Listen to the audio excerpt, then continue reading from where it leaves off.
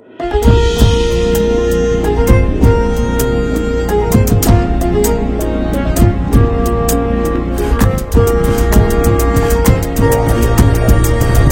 የፈታ ቤተሰቦች ከልብ የመነጨ የከበረ ሰላምታችን በእያላችሁበት ይድረሳችሁ።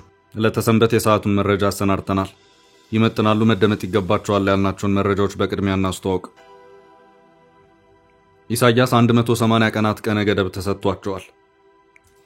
6 ወራት እንደማለት ነው። በእነዚህ ቀናት ውስጥ መንግስታቸው በአንድ ወሳኝ ጉዳይ ሪፖርት እንዲያቀርብ ተጠይቋል።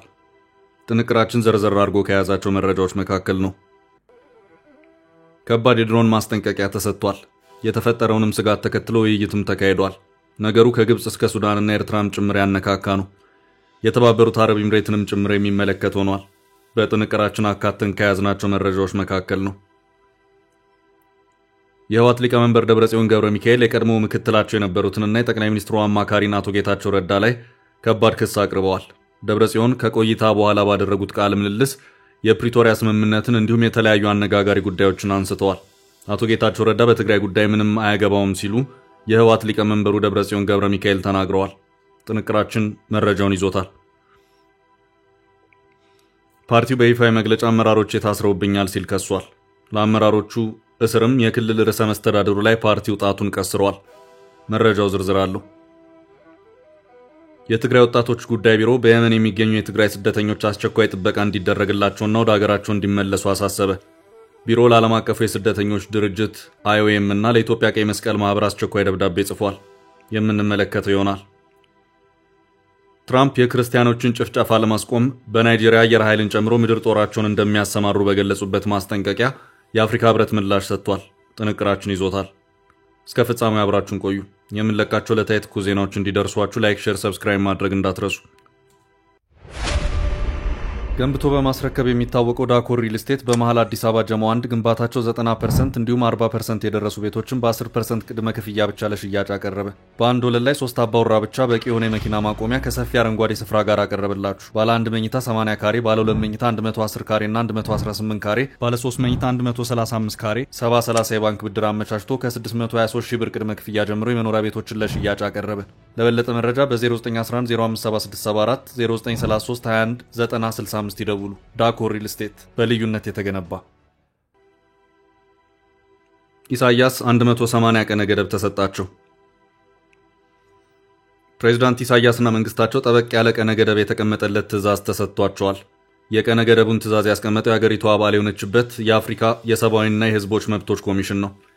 ጉዳዩ የኢሳያስን የቀድሞ የትግል አጋርና ሚኒስትር መሰወርን የተመለከተ ሆኖም ታይቷል።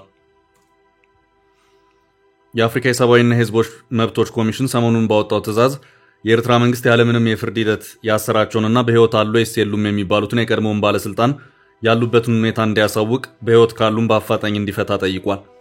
ይህ ሰው ብርሃኔ አብርሃ ይባላሉ። ለረጅም ጊዜ ሀገሪቱ የገንዘብ ሚኒስትር በመሆን አገልግለዋል። ፕሬዝዳንት ኢሳያስንና መንግስታቸውን የሚተች መጽሐፍ በመጻፋቸው ለእስር የተዳረጉ ናቸው። ሰውየው በህይወት የሌሉ መሆኑን የሚያመለክቱ መረጃዎች ሲወጡ ቆይተዋል። በእስር እንዳሉም ህይወታቸው አልፈዋልም ይባላል። የአፍሪካ የሰብአዊና የህዝቦች መብቶች ኮሚሽን ግን የኤርትራን መንግስት የሰውየውን ሁኔታ እንዲያሳውቁት ቀነ ገደብ አስቀምጧል። የተሰጠው የ180 ቀናት ቀነ ገደብ ነው። ሰውየውን በተመለከተ ሚዛን የሚደፋው ሪፖርት በህይወት ያሉ መሆኑን የሚያመለክት አይደለም። ቤተሰቦቻቸው በጭምጭምታ አርማቸውን አውጥተዋል። የቀድሞ ሚኒስትር በቀድሞ ኃይለ ሥላሴ በአሁኑ አዲስ አበባ ዩኒቨርሲቲ በተፈጥሮ ሳይንስ የትምህርት ዘርፍ ትምህርታቸውን ተከታትለው ከዚያም ወደ አሜሪካ በመሄድ በፕሬዝዳንት ኢሳያስ ይመራ የነበረውን የኤርትራ ነጻ አውጪ ግንባር የተቀላቀሉ ናቸው። ኤርትራ ነጻነቷን ካወጀች በኋላም ለረጅም ጊዜ ሀገሪቱ የገንዘብ ሚኒስትር ሆነው ካገለገሉ በኋላ ከፕሬዝዳንት ኢሳያስ ጋር ባለመግባባታቸው አርፈው ቢቀመጡ ይሻላል በሚል ገለል ተደርገው ነበር። ሆኖም በመጨረሻም ኢሳያስና መንግስታቸውን የሚተች መጽሐፍን ማሳተማቸው ግን ዘብጥያ እንዲወረወሩ አድርጓቸዋል። አቶ ብርሃኔ በህይወት አሉ ወይም የሉም የሚለው ጉዳይ በእጅጉ አጠራጣሪ ነው። ቤተሰቦቻቸው በሰሙት የጭምጭምታ ወሬ በህይወት የሉም የሚል ድምዳሜ ላይ በመድረሳቸው እርማቸውን እንዳወጡ በአንድ ወቅት ለቢቢሲ የተናገሩበት ሁኔታ ታይቷል። ቤተሰቦቻቸው የተሰጠን አስክሬን እንደዚሁም የሰማነው መርዶ የለም ሲሉም አስታውቀዋል። አሁን ደግሞ ብርሃኔ አብርሃን በተመለከተ የኤርትራ መንግስት ያለውን መረጃ ግልጽ እንዲያደርግ የአፍሪካ የሰብአዊና የህዝቦች መብቶች ኮሚሽን ጥያቄውን አቅርቧል። ለዚህም የ180 ቀናትን ቀነ ገደብ ሰጥቷል። በአፍሪካ ደረጃ የአህጉሪቷን ሰብአዊ መብት ጉዳዮች የሚመለከተው የአፍሪካ ህብረት ነው። በዚህ ጉዳይ አባል ሀገራት ፈርመው ያጸደቁት አፍሪካን ቻርተር ኦን ሂውማን ኤንድ ፒፕልስ ራይትስ ወይም የአፍሪካ የሰብአዊና የህዝቦች መብት የሚባል ቻርተር አለ። መረጃዎች የሚያመለክቱት ልክ እንደ ሌሎች የአፍሪካ ህብረት አባል ሀገራት ሁሉ ኤርትራም እንደ አውሮፓውያን አቆጣጠር በ1999 ይህንኑ ቻርተር በመፈረም አባል እንደሆነች ነው። ሀገራት የፈረሙትን የሰብአዊ መብት ድንጋጌዎች እንዲያከብሩ የክትትልና የትብብር ስራን የሚሰራው የአፍሪካ የሰብአዊና የህዝቦች መብቶች ኮሚሽን ወይም አፍሪካን ኮሚሽን ኦን ሂውማን ኤንድ ፒፕልስ ራይትስ የተባለው አካል ነው። መቀመጫውን ያደረገው ባንጁል ጋምቢያ ነው። ይህ አካል የአባል ሀገራቱ መንግስታት የዜጎቻቸውን ሰብአዊ መብቶች እንዲያከብሩ ምክረ ሀሳቦችን የመስጠትና ሪፖርቶችንም የመስማት ስራን ይሰራል። ኮሚሽኑ የሰብአዊ መብት ረገጣዎች እየከፋ በሚሄድባቸው ሀገራት ደግሞ በተለየ ሁኔታ መንግስታት የሰዎችን የመንቀሳቀስ የመደራጀት መብት እንዲያከብሩ እንዲሁም በሚዲያና በኢንተርኔት የሚጥሉትን እገዳ ይቃወማል። በተጨማሪም የታሳሪዎችን መብት በህግ እንዲጠበቅ፣ ተጠርጥረው በህግ ቁጥጥር ያሉ ሰዎች ጉዳያቸው በህግ አግባብ እንዲታይ፣ መንግስታት በዜጎቻቸው ላይ ያልተመጣጠነ ኃይልን እንዳይጠቀሙ፣ የመብት ጥሰቶች ተፈጥረዋል ተብሎ ከታሰበ ደግሞ ጉዳዩን ገለልተኛ አጣሪ ቡድን ተሰማርቶ የሰብአዊ መብት ጥሰቱን እንዲመረምር የሚጠይቅበት ሁኔታ አለ። በዚሁ መሰረትም ኤርትራ ለኮሚሽኑ ሪፖርቶቿን ስታቀርብ የቆየችበት ሁኔታ አለ።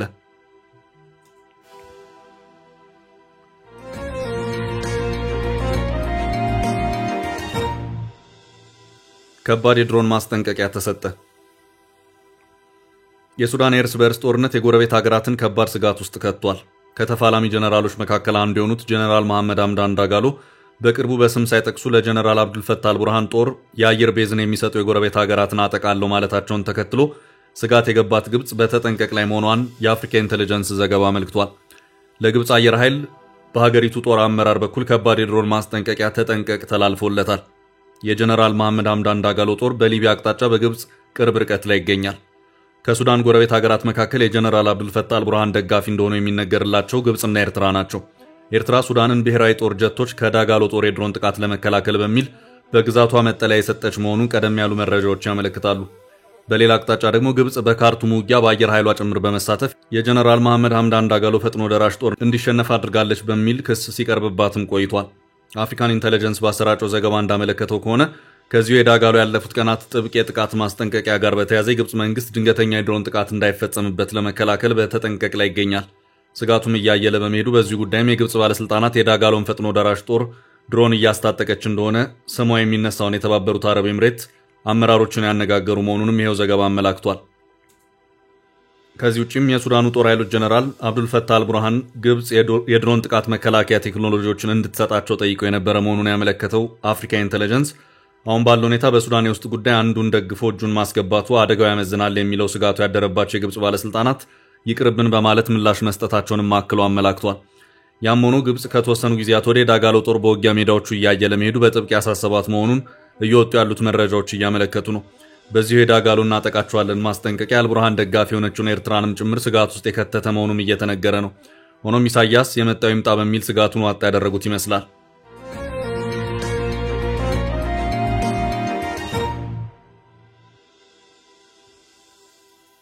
በቀጣይ ርዕስ በጌታቸው ተክደናል ደብረጽዮን።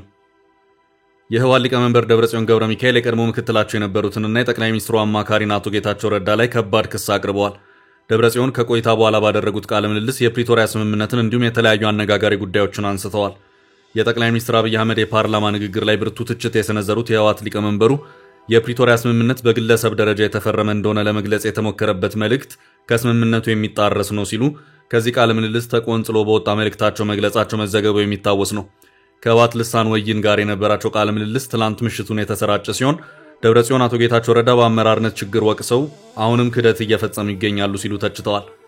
ደብረጽዮን አቶ ጌታቸው ረዳ ጊዜያዊ አስተዳደሩ ፕሬዝዳንት በነበሩም ሰዓት የአመራር ድክመት ነበረባቸው ሲሉ ወቅሰው አሁን ላይ ብሔራዊ ክህደት ፈጽመው ከብልጽግና ጋር ወግነው ይገኛሉ ሲሉ ወቅሰዋል።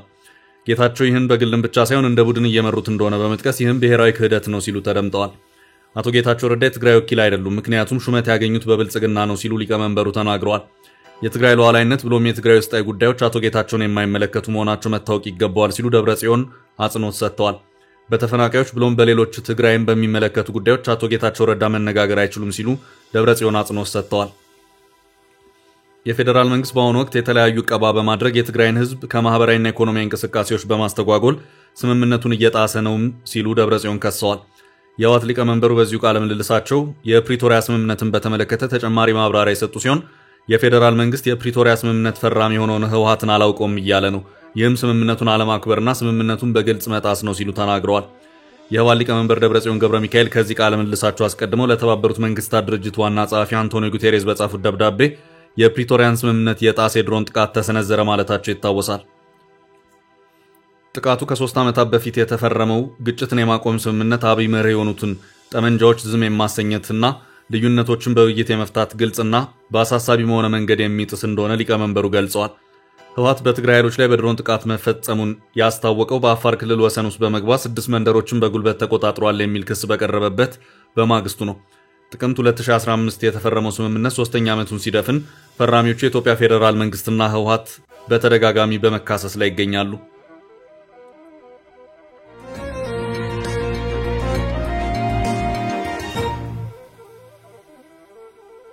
በቀጣይ ርዕሳችን የአመራሮቹ እስር። ፓርቲው በይፋ መግለጫ አመራሮች ታስረውብኛል ሲል ከሷል። ለአመራሮቹ እስርም የክልል ርዕሰ መስተዳድሩ ላይ ፓርቲው ጣቱን ቀስሯል። አብዱራህማን ማህዲ የሚመሩት የኦብነግ አንጃ አመራሮቹ ላለፉት 2 ወራት ለፍርድ ሳይቀርቡ ጅጅጋ ውስጥ እንደታሰሩ መሆኑን አስታውቋል። አመራሮቻችን ታስረው የሚገኙት የሙስጠፋ መሐመድ አስተዳደር ህጋዊ ፖለቲካ ተዋናዮችን ማፈን ጥንካሬን ለማሳየትና በሶማሌ ህዝብ ውስጥ ፍርሃት ለማስረጽ ያስችለኛል ብሎ ስለሚያምን ይመስላል በማለት አንጃው ከሷል። ከፌዴራል መንግስቱም ሆነ ከሶማሌ ክልል መንግስት ጋር ለመነጋገር ጥረቶች ማድረጉን የጠቀሰው አንጃው ሆኖም ገዢው ብልጽግና ፓርቲ በሰላማዊ ንግግር እንደማያምን በተደጋጋሚ ያስመስክሯል በማለት ተችቷል። በጉልበት የሚገዙ አካላት በፍቃዳቸው ፍትህ አያሰፍኑም በማለትም የሶማሌ ህዝብ ይህን እውነታ ተቀብሎ ለመብቱ መቆም አለበት ሲል አንጃው አሳስቧል። ከ3 አስርት ዓመታት በላይ ለሚሆን ጊዜ በትጥቅ ትግል ሲንቀሳቀስ የነበረው ኦብነግ ወደ ሰላማዊ ትግል የገባው ከጠቅላይ ሚኒስትር አብይ አህመድ አስተዳደር ወደ ስልጣን መምጣት በኋላ ጥቅምት 2011 ዓ.ም ከመንግስት ጋር ስምምነት ላይ በመድረሱ ነው። የኦብነግ የትጥቅ ትግል አቁሞ ወደ ኢትዮጵያ አባላቱ ከመመለሳቸው በፊት አሜሪካ፣ ዩናይትድ ኪንግደም፣ አውስትራሊያ፣ ኬንያ እና ኤርትራን ጨምሮ ወደ 60 በሚጠጉ ሀገራት ቢሮዎች ከፍቶ ይንቀሳቀስ እንደነበር ይነገራል። ኦብነግ ወደ ሰላማዊ ትግል መግባቱን ይፋ ካደረገ በኋላ በአገር አቀፍ ምርጫው ለመሳተፍ ተመዝግበው የነበረ ቢሆንም የመንግስት ጫናን በምክንያትነት በመጥቀስ ከምርጫው ራሱን አግልሏል። በሊቀመንበር አብዱራህማን ማህዲ የሚመራው የፓርቲው ክንፍ ካሁን በኋላ ከመንግስት ጋር ግንኙነት እንደማያደርግና ቀጣይ ትግል ስልቱን በተመለከተ ለመወሰን ከህዝብ ጋር ውይይት ሊያደርግ መሆኑን ባለፈው ዓመት አጋማሽ ላይ ከገለጸ በኋላ በተከታታይ መግለጫዎች የሶማሌ ክልል አስተዳደርን በመውቀስ ላይ ይገኛል።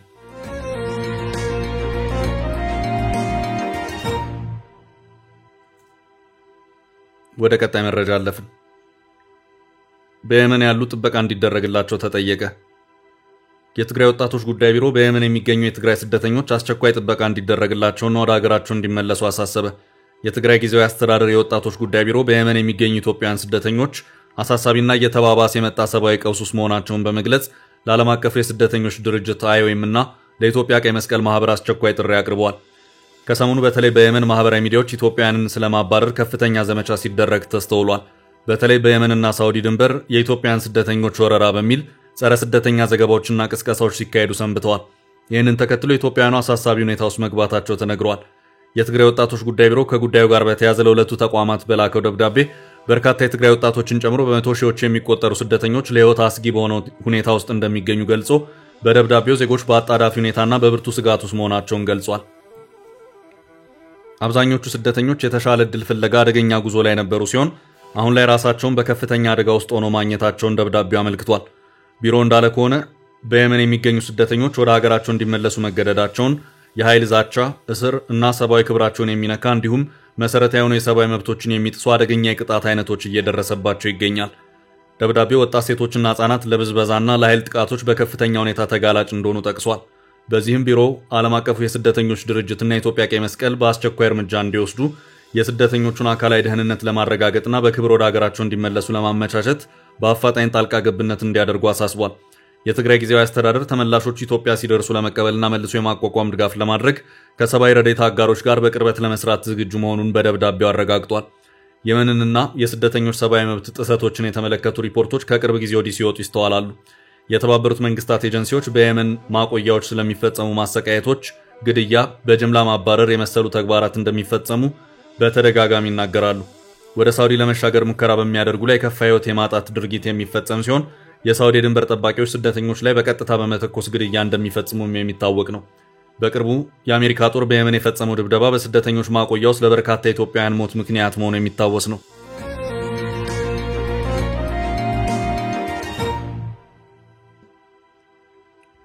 በቀጣይ ርዕስ የአፍሪካ ህብረት ለትራምፕ ምላሽ ሰጠ። ትራምፕ የክርስቲያኖች ጭፍጨፋን ለማስቆም በናይጄሪያ አየር ኃይልን ጨምሮ ምድር ጦራቸውን እንደሚያሰማሩ በገለጹበት ማስጠንቀቂያ የአፍሪካ ህብረት ምላሽ ሰጥቷል። የናይጄሪያ ባለስልጣናት ክርስቲያኖችን ከአሸባሪዎች ጥቃት መከላከል አልቻሉም በሚል የሚቀርብባቸውን ክስ ውድቅ ቢያደርጉም የአሜሪካ ፕሬዝዳንት ዶናልድ ትራምፕ በአገሪቱና በመላው ዓለም የሚገኙ ክርስቲያኖችን ለመጠበቅ ዝግጁ መሆናቸውን ሐሙስ ዕለት በድጋሚ ገልጸዋል። ትራምፕ ወታደሮችን ወደ ናይጄሪያ መላክ አሊያም በአገሪቱ ላይ አየር ጥቃቶችን መፈጸም ከጨዋታ ውጭ እንዳልሆነ ሰኞ ዕለት ተናግረዋል። የአሜሪካ አስተዳደር በናይጄሪያ የተነጣጠሩ የድሮን ጥቃቶችን የማካሄድና ለምዕራብ አፍሪካዊቱ ሀገር የሚሰጠውን እርዳታ የማገድ እቅድን እያጤነ እንደሆነ ቀደም ሲል የመገናኛ ብዙሃን ዘገባዎች አመልክተዋል። የፔንታጎን ኃላፊ ፒት ሄግሴት ፕሬዝዳንት ትራምፕ የሰጡትን ትዕዛዝ ተከትሎ የጦር ሚኒስትሩ ናይጄሪያ ውስጥ በሚገኙ እስላማዊ ታጣቂዎች ላይ እርምጃ ለመውሰድ እየተዘጋጀ መሆኑን ገልጸዋል።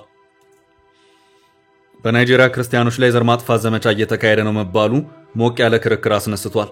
ተንታኞች እንዲህ ያሉት ትርክቶች የሀገሪቱን የሰላም ግንባታ ጥረቶች ሊያዳክሙና መለያየትንና አለመተማመንን ሊያባብሱ ይችላሉ ሲሉ ያስጠነቅቃሉ።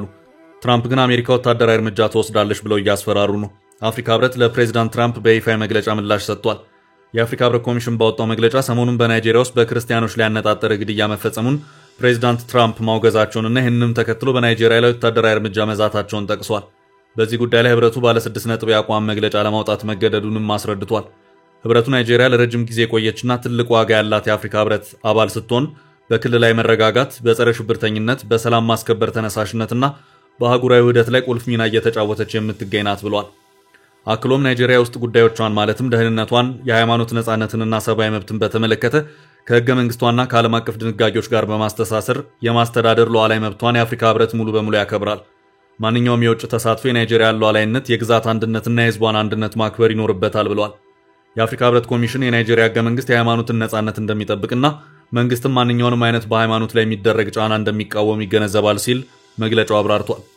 የአፍሪካ ህብረት በመቀጠል ናይጄሪያ በሁሉም የሃይማኖት ተከታዮች ላይ የሚደርሱ ስብስብ የደህንነት ችግሮች ያጋጠሟት በመሆኑ የአፍሪካ ህብረት የዚህ ጥፋት ፈጻሚዎች ለህግ እንዲቀርቡ ዓለም አቀፋዊና ክልላዊ ትብብር እንዲደረግላት ይጠይቃል ሲል አመልክቷል።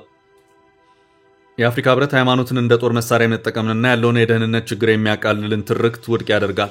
ሁሉንም አይነት ግጭት ከሃይማኖት ዓላማ ትርክት ጋር ማዋሃድ ውጤታማ መፍትሄዎችን ሊያደናቅፍና ማህበረሰቦችን ሊያናጋ ይችላል ሲልም መግለጫው አሳስቧል። አሜሪካን ጨምሮ ሁሉም የውጭ አጋሮች በናይጄሪያ ላይ የተናጠል ወታደራዊ ጣልቃ ገብነት እንደሚፈጽሙ ከማስፈራራት ይልቅ በዲፕሎማሲያዊ ውይይት፣ በደህንነት መረጃና በአቅም ግንባታ ላይ እገዛ ሊያደርጉ ይገባል ሲል ህብረቱ አጽንኦት ሰጥቷል። ውድ ቤተሰቦቻችን ለዛሬ ያዝንላችሁን ርዕሰ ጉዳዮች እዚህ ላይ ቋጨን። ላይክ፣ ሼር እና ኮሜንት በማድረግ ለቻናላችን ድጋፋችሁን መግለጽ እንዳትዘነጉ እያልን ከሌሎች መረጃዎች ጋር ደግመን እስክንገናኝ ቸር ያሰማን ስንል ተሰናበትን።